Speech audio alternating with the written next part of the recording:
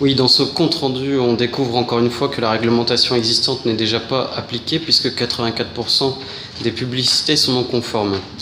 Alors à quoi cela sert d'établir une nouvelle réglementation quand on n'arrive pas à faire respecter la réglementation déjà en place?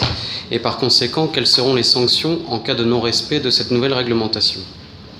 On constate que la ville la plus contrevenante est Longness, probablement liée à la présence des grandes enseignes de magasins qui ont le pouvoir financier pour contourner à leur guise les réglementations. Ainsi, ce sont toujours les gros qui sont au final le moins pénalisés. Cette réglementation doit aussi permettre aux petits entrepreneurs de communiquer, d'être visibles sur des axes de passage alors qu'ils en sont éloignés. J'en profite ici pour rappeler le combat du maire de Holk, Fabrice Lamiot, concernant les panneaux en bord de route pour les entreprises hors axe, et son combat pour les défenses des petites entreprises assiégées par tout type de prélèvements et de taxes est nécessaire, car ce sont eux qui créent vraiment la richesse. À noter également que le Conseil général est aussi un pourvoyeur de panneaux important et que la modération de leur part serait bienvenue.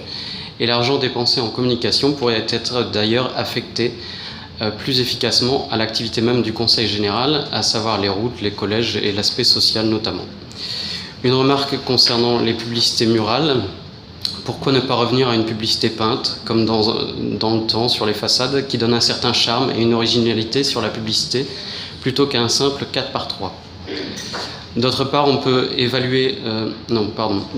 peut-on évaluer l'impact financier de ces changements pour les communes, pour les personnes qui louent leurs façades, pour les entreprises de communication et pour les commerçants qui perdront en visibilité.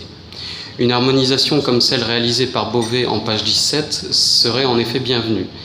Et j'y suis en effet plutôt favorable, même si cette signalisation n'est pas toujours efficace, car trop peu visible. Enfin, quid des publicités sur vitrine et quid de l'affichage libre?